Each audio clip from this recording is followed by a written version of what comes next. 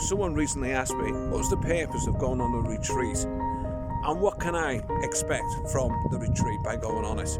Well, the purpose of a retreat is to make change in your life. And change is just not possible when you're doing the same old things.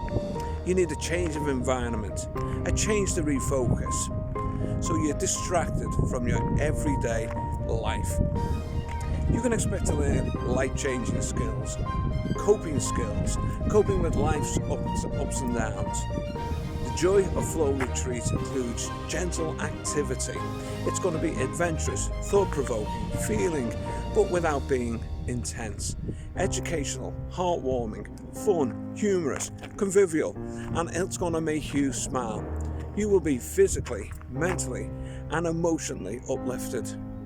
Would you like to learn more? Then go to www.painpointcoach.co.uk/retreat and look for the Joy of Flow retreat.